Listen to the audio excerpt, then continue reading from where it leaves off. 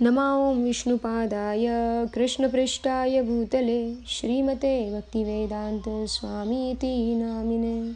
नमस्ते सरस्वते देवे गौरवाणी प्रचारिणे निर्विशेष शून्यवादी पाश्चात्य देशतारिणे। जय श्री कृष्ण चैतन्य प्रभु नित्यानंद श्री अद्वैता गदाधार श्रीवासादि गौरभक्तवृंद। हरे कृष्णा कृष्ण कृष्ण हरे हरे, हरे राम राम राम हरे हरे। हरे कृष्ण। तो हम पढ़ रहे हैं श्रीमद् भागवतम क्लास 19 जनवरी 2021। वक्ता उनकी कृपा वृषभानु प्रभु द्वारा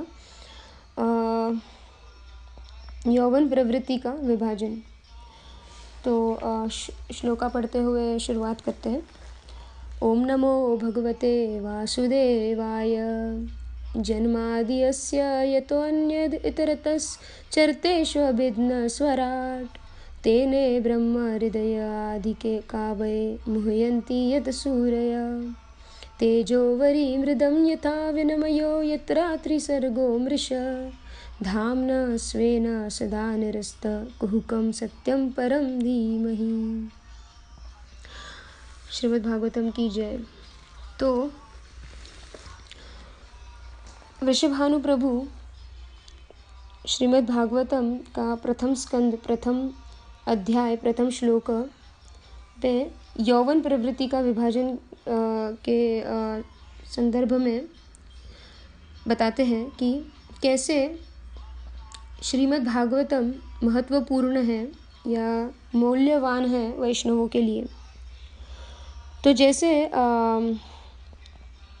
जैसे सुखदेव गोस्वामी जब परीक्षित महाराज को ये उपदेश प्रचार कर रहे थे तो वो कैसे इस प्रश्न का उत्तर देते हैं। तो वो बताते हैं श्रीमद् भागवतम के पहले स्कंद 3वें अध्याय 23वां श्लोक में कहते हैं, कृष्णे स्वधमोपगते धर्म ज्ञानादिभिः सह कलौ नाष्टदृशं मेष पुराणर्को धुनोदितः। तो शब्दार्थ में कहते हैं कि यह भगवान पुराण सूर्य के समान तेजस्वी है और धर्म ज्ञान आदि के साथ कृष्ण द्वारा अपने धाम चले जाने के बाद ही इसका उदय हुआ।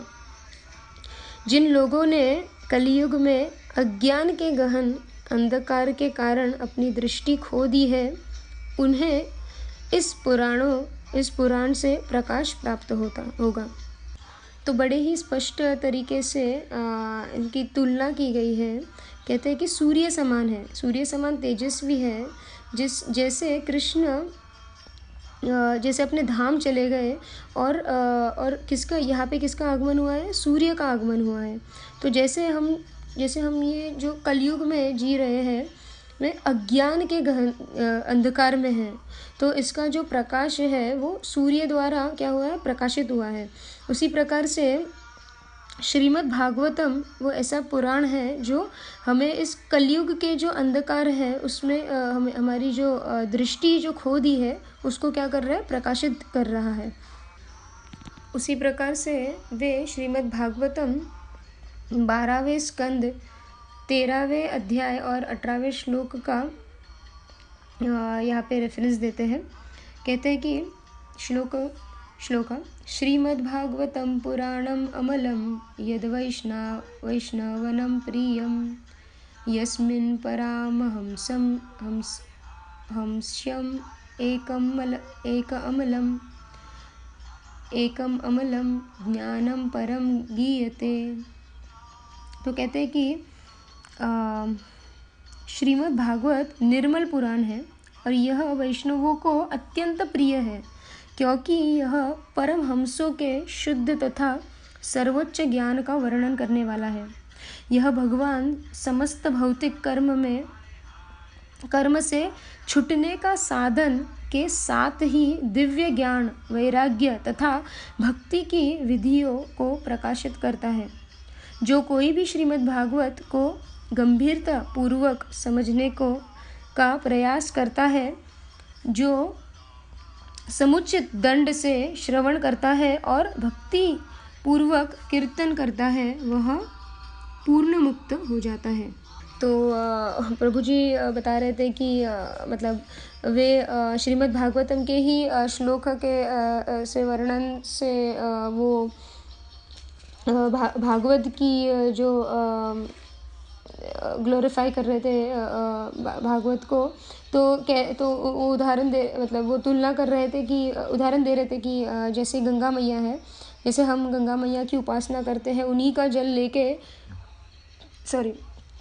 जल लेके हम जैसे उनकी उपासना करते हैं और उन्हीं को अर्पित करते हैं, उसी प्रकार से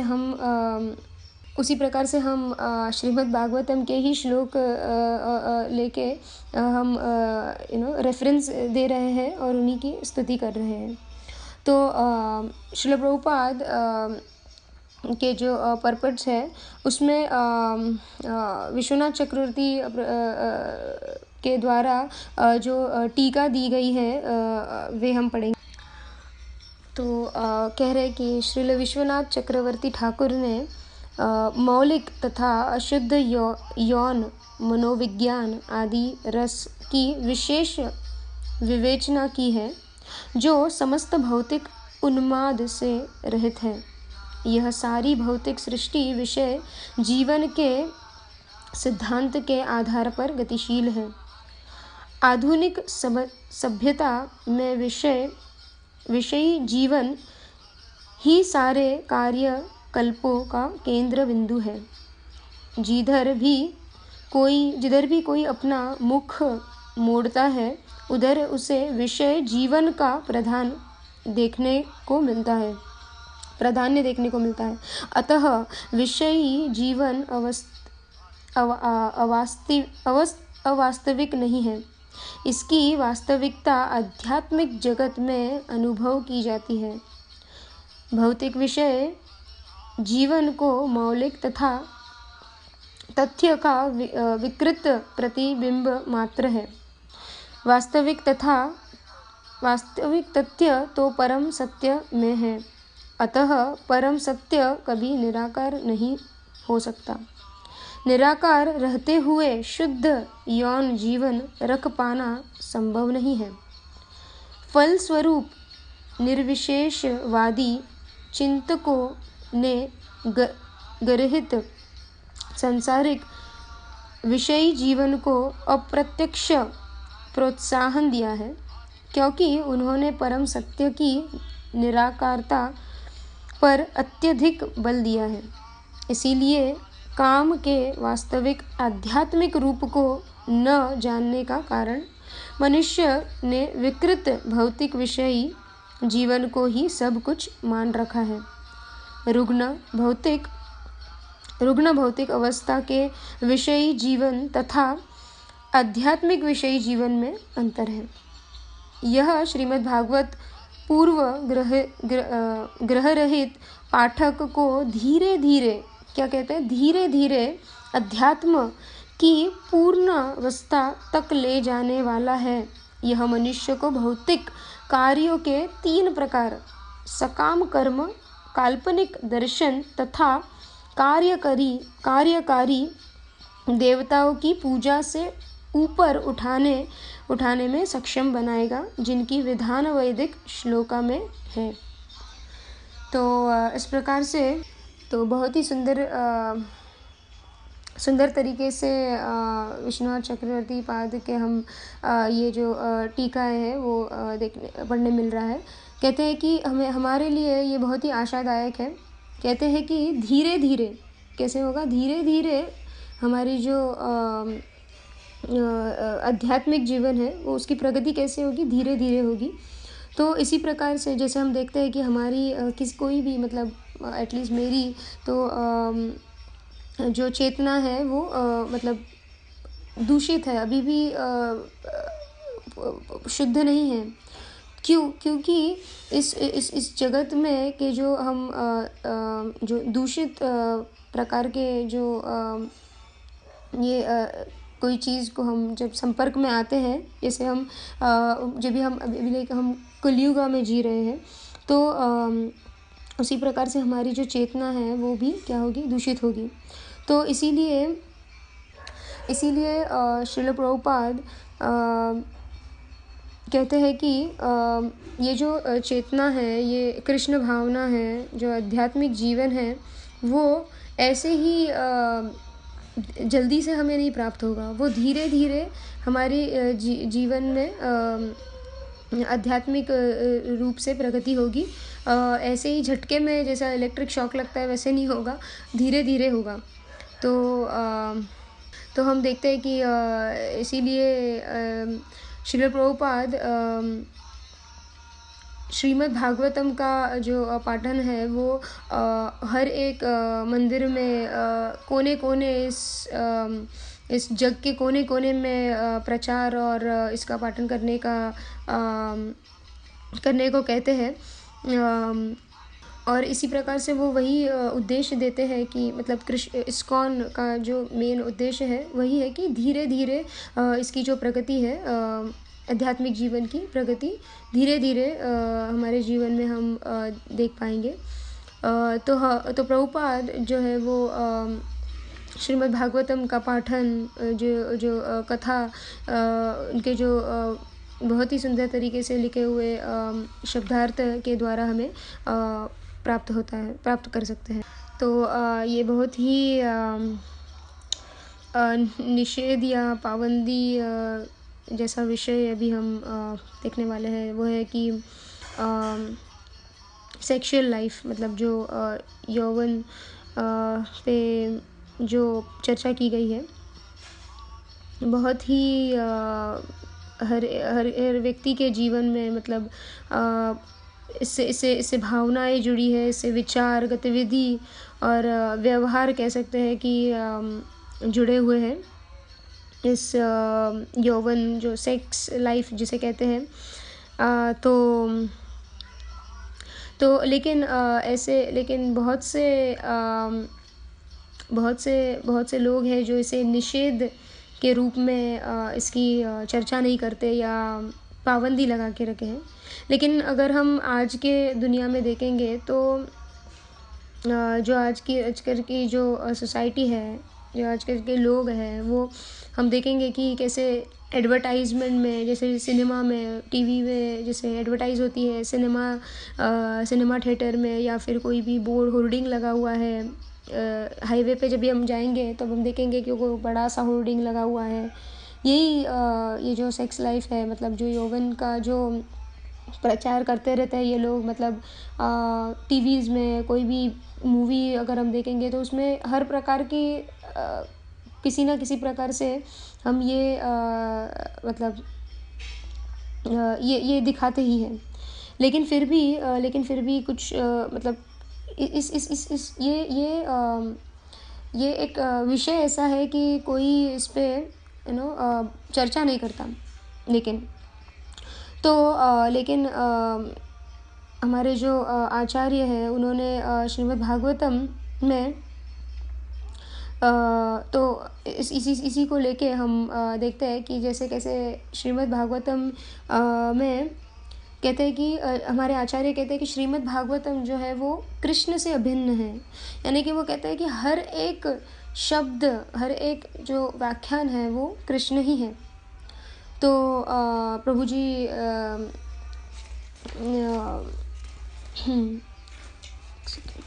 तो जैसे वृषभानु प्रभु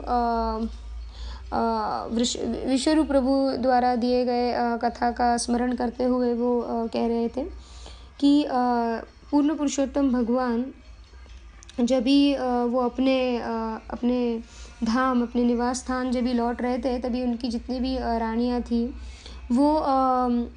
वो एकदम निराश हो गई, मायूस हो गई कि कृष्ण से जो वियोग उनको सहा नहीं गया, तो एकदम मायूस सी हो गई। तो जब भी कृष्ण की ही उन्होंने ही ऐसे कुछ अरेंजमेंट किया कि उन्होंने वो सारी रानियों को वृंदावन धाम में ले गए। तो जब भी वे वहाँ पे पहुँचे वे वहाँ पहुँचे तभी फिर भी वो इतना खुश नहीं थे। मतलब उन्होंने कृष्ण की जो बाल लीलाएँ देखी, स्मरण की वहाँ पे, लेकिन फिर भी वो इतने खुश नहीं थे, संतुष्ट नहीं थे। फिर भी वो वही वियोग के स्थान पे थे, निराश थे, क्यों कृष्ण जा रहे थे छोड़ के। तो वो यमुना मैया जो व्यक्तित्व के रूप में, जैसे कालिंदी, जैसे कृष्ण की ही एक रानी के रूप में उनसे वो मिले, और उन्होंने तो यमुना माता उनको कह रहे थे कि उद्धव जी जो है वो वहाँ पे यमुना के यहाँ पे निवास कर रहे हैं गुलमलता के रूप में। तो कृपया आप वहाँ जाए और उनको आह्वान कीजिए कि श्रीमद् भागवत का कथा करें। तो जब भी वे वहाँ गए और उद्धव जी को जब भी वो सब स्मरण हुआ, प्रभु जी विश्वरूप प्रभु ये बता रहे थे कि जब भी उन्हें वो स्मरण हुआ, तब वो पूरे 30 दिन तक कथा किए। तो जैसे ही उन्होंने शुरुआत की जन्माद्यस्य तो वैसे ही ये जितने जो रानियाँ थी कृष्ण की, वो क्या हुए, वो निराश रूप से जैसे सजीव हो गई और जैसे उनमें जान आ गई। और मतलब कैसे कि सिर्फ वो नाम सुन के, जन्माद्यस्य, जो पहले शब्द सुन के ही उनमें वो सजीवता आ गई और जान आ गई। तो इसी प्रकार से जो सच्चा भक्त है कृष्ण का, वो हर एक शब्द जो है भागवत का, उसमें क्या है, वो कृष्ण से अभिन्न है। तो इसी प्रकार से प्रभु जी बता रहे थे कि इसीलिए श्रील प्रभुपाद हर रोज़ श्रीमद् भागवतम का पाठन करने के लिए क्यों फोर्स करते हैं। तो जैसे भागवतम के पहले स्कंद में कहा गया है कि नष्ट प्रायेषु अभद्रेषु नित्यं भागवत सेवय भगवती उत्तम श्लोके भक्तिर्भवति नष्टिकी। तो अभी कहते हुए वो बता रहे थे कि लेकिन प्रश्न क्या है कि कृष्ण की क्या राय है इस ये जो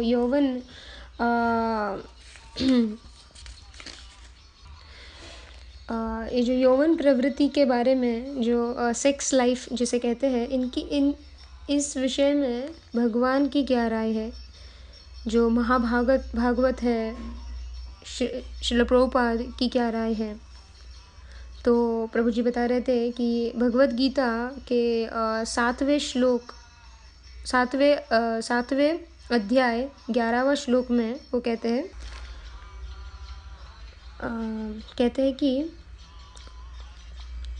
बालं बलावतं चाहं कामराग विवर्जितं धर्माविरुद्ध भूतेषु कामोऽस्मि भरतर्षभ। कहते हैं कि धर्म अविरुद्ध, नॉट अगेंस्ट रिलीजन प्रिंसिपल। तो कहते हैं कि वे खुद ही क्या है, ये जो सेक्स लाइफ है वे खुद ही है, लेकिन ये धर्म से विरुद्ध नहीं है। तो वो कह रहे हैं कि मैं जो इच्छा निर्माण होती है इसे पाने की, मैं वो मजबूत हूँ, स्ट्रॉन्ग हूँ। मैं यौवन जीवन हूँ जो धार्मिक सिद्धांतों के विपरीत नहीं है।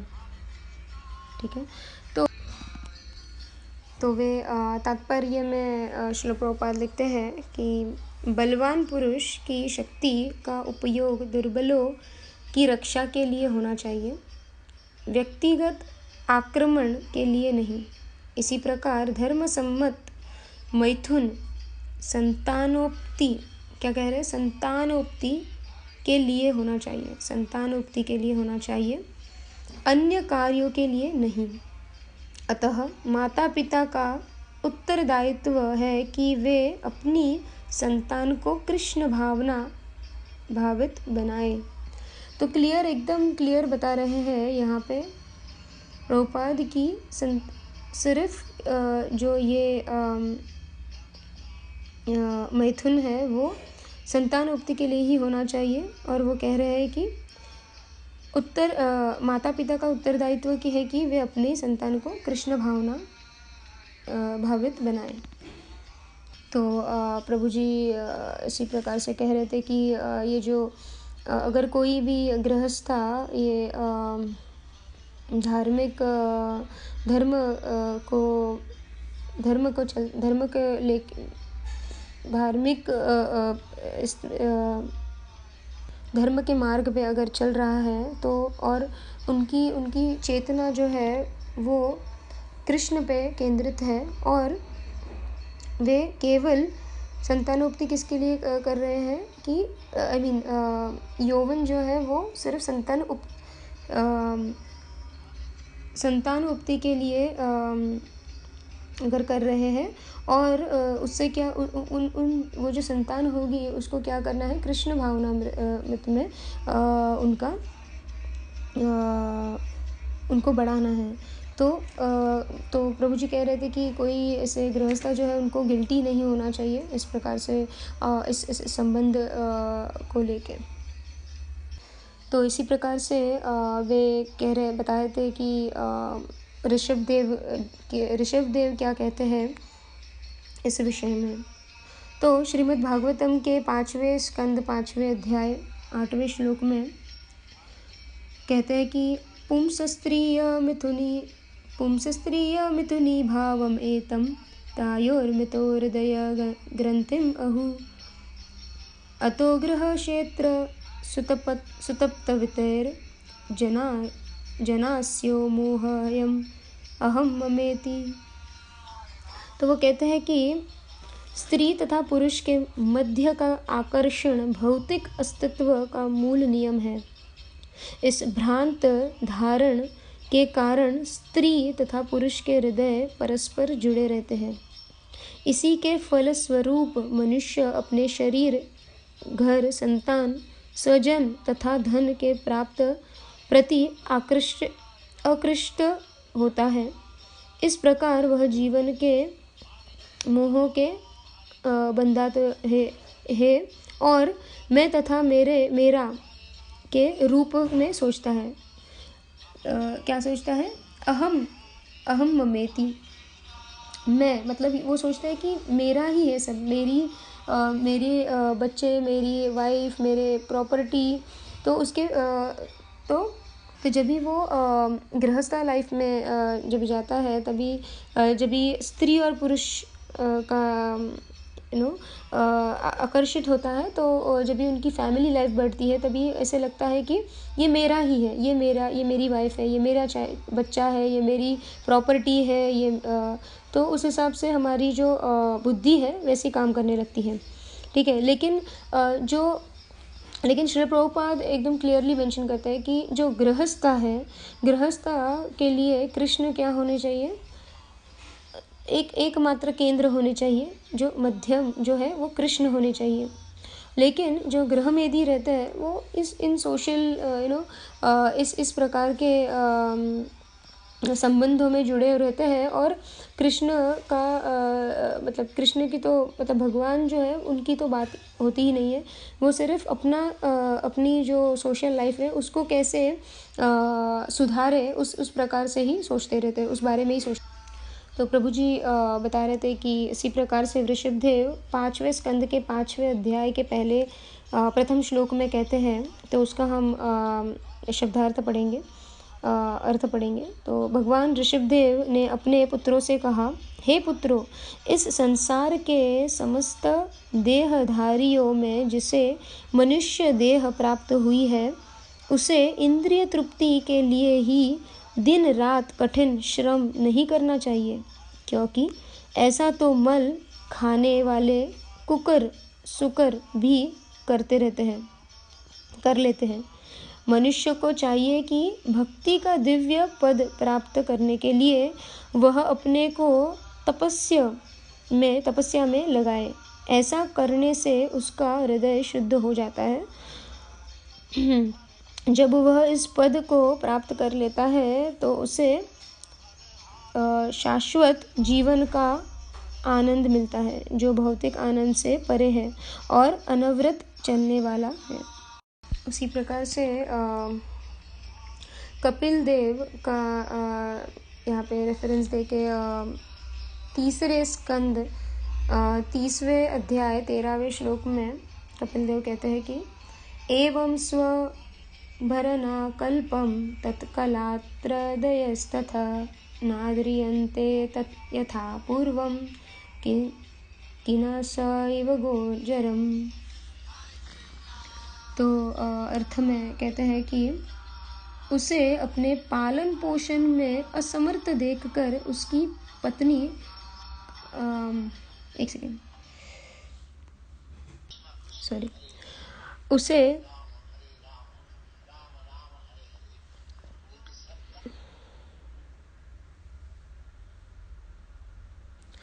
अपने पालन पोषण में असमर्थ देखकर उसकी पत्नी तथा अन्य लोग उसे उसी तरह पहले जैसे सम्मान नहीं प्रदान करते, जिस तरह कंजूस किसान अपने बूढ़े तथा थके बैलों के साथ पहले जैसा व्यवहार नहीं करते। तो उसी प्रकार से वे समझा रहे थे कि जैसे कोई बूढ़े अवस्था में आ जाता है, उसी प्रकार से उसकी जो वैल्यू है वो कहते हैं कि मतलब जैसे लोग जो है अपने वृद्ध अवस्था में जो अपने माता पिता है उनको देखते नहीं हैं। तो क्योंकि अभी उनका काम हो गया है ना, मतलब पहले उन्होंने हमें पालन पोषण किया, फिर बाद में तो ऐसे प्रकार की बुद्धि लोग रखते हैं। तो यहाँ पे उदाहरण दे रहे थे कि जैसे कोई बैल है, ठीक है, तो जो फार्मर है वो क्या सोचेगा कि जो किसान है वो क्या सोचेगा कि अगर सपोज ये बैल जो है इसकी अगर इसका काम खत्म हो गया, मतलब ये अभी कुछ कर नहीं सकता है, उसकी अवस्था बूढ़ा हो गया है वो, तो फिर तो वो क्या करेंगे, उसका कुछ व्यवहार ही नहीं, मतलब तो जैसे पहले जैसा व्यवहार होता था वैसे नहीं हो सकता। तो इसी प्रकार से वे कह रहे थे कि जैसे कोई शादी हो जाती है, बच्चे हो जाते हैं, फिर बाद में बूढ़े हो जाते हैं, तो ये जो जीवन है ये चलते रहता है। तो कपिल देव इस प्रकार से जो अपनी जीवन है कैसी ऐसे ही बीत जाती है वो समझा रहे थे। तो श्रील प्रभुपाद कहते हैं कि जो गृहमेधी जीवन जो जीते हैं वो अभी आजकल के ज़माने में ऐसे हुआ है कि कुछ लोग तो ये जो शादी करते हैं लेकिन फिर भी उनकी जो रिस्पॉन्सिबिलिटी है, जो उनको करना चाहिए, वो कार्य नहीं करते, बल्कि और किसी और चीज़ में उनका समय बर्बाद करते हैं, जो यानी कि एन्जॉयमेंट का उनका लक्ष्य रहता है। जो उनकी रिस्पॉन्सिबिलिटी है वो भूल के और किसी और स्त्री के साथ संबंध जुड़ाने का प्रयास करते हैं। तो इसी प्रकार से श्रील प्रभुपाद बार बार यही मतलब परपट में उन्होंने मेंशन किया है कि जो संतान प्राप्ति के लिए ही ये जो सेक्स लाइफ है, जो यौवन की जो प्रवृत्ति है ये होनी चाहिए। ये कहीं पे भी मना नहीं किया है, लेकिन इसका जो उपयोग है, इसका जो किस प्रकार से इसका जो महत्व है भागवतम में इसका इस विषय पे लेके जो चर्चा हो रही है, वो श्रील प्रभुपाद कहते हैं कि जो बर्थ है, जो जन्म देते हैं, जो माँ अपने बच्चे को जन्म देने के लिए ही ये जो यौवन का जो सेक्स लाइफ है ये होना चाहिए। और उस जो बच्चा है वो किस प्रकार से उसकी संतति होनी चाहिए, तो वो है कि भगवान के गुण आने चाहिए उसमें। तो इसीलिए इसीलिए हमारे जो वैदिक परंपरा है उसमें गर्भधान जो संस्कार है उसके विषय में बहुत ही जोर दिया गया है। तो हमारे मंदिर में भी इसका नियमित रूप से इस जो मैनुअल है इसका प्रकाशित किया गया है। तो प्रभु जी कह रहे थे कि श्रीमद् भागवत के भगवत गीता के 16वें अध्याय के पहले और तीसरे श्लोक में कि भगवान के गुण होने चाहिए, एक बालक में भगवान के पुत्र होने चाहिए, इसीलिए गुण होने चाहिए, इसीलिए गर्भ संस्कार को ज़्यादा महत्वपूर्ण दिया गया है। तो संक्षेप में प्रभु जी बता रहे थे कि जो माता पिता है उन्हें कृष्ण भावना के ही के द्वारा ही संतान के लिए ही, संतान प्राप्ति के लिए ही जो सेक्स लाइफ है और यौवन का माध्यम से द्वारा कृष्ण भावनामृत में ही संतान प्राप्ति के लिए प्रयास करना चाहिए। क्योंकि कृष्ण स्वयं कह रहे हैं कि वे स्वयं ये जो सेक्स लाइफ है वे स्वयं है। तो हमें तो इसी प्रकार से ये ध्यान में रखते हुए जो गृहस्था है, प्रभु जी कह रहे थे कि जो गृहस्था है उनको गिल्टी होने की ज़रूरी नहीं है। तो फिर से प्रभु जी जोर दे रहे थे कि जैसे श्रील प्रभुपाद कहते हैं कि ये निषेध नहीं है या दंडित नहीं है, लेकिन जैसे कहते हैं कि जो मनुष्य का जीवन है वे भी इस प्रकार के अट्रैक्शन मनुष्य और स्त्री के अट्रैक्शन में रहता है, लेकिन उद्देश्य वो नहीं है। क्योंकि दूसरे जो योनि देखेंगे उसमें भी यही प्रकार का जो अट्रैक्शन सेक्स लाइफ होता है, लेकिन हमें उस प्रकार का जीवन नहीं जीना है। हमें मनुष्य का जीवन मिला है तो हमें उसकी जो है उपयोग हमें सही प्रकार से करना है कि कृष्ण भावना में हमें प्रगति करनी है। तो इसी प्रकार से प्रभुपाद का एक उदाहरण देते हुए कह रहे थे कि जैसे वो अपने स्पिरिचुअल मास्टर से जब भी वो 1922 में मिले थे, एग्जैक्टली लाइक कुछ 45 साल पहले, तो वो यूएस गए थे। तो वहाँ पे उन्होंने इस्कॉन का स्थापना किया था। बहुत ही कठिन परिस्थिति में उन्होंने जो भारत देश में जो जब भी वो झांसी में गए थे तभी बहुत ही कठिन प्रयास था उनका, जो भारत देश के जो निवासी थे उनको कृष्ण भावना की जो ज्ञान है वो दे। इसीलिए वे परप्रांतीय देश में जाकर प्रचार किए और पाश्चात्य देश में जाकर वे प्रचार किए। तो उनके शिष्य कौन थे? तो वो भी ऐसे ही जो इंद्र तृप्ति में ही लीन थे, ऐसे जो उनके शिष्य होने से पहले ऐसे लोगों से वे मिले।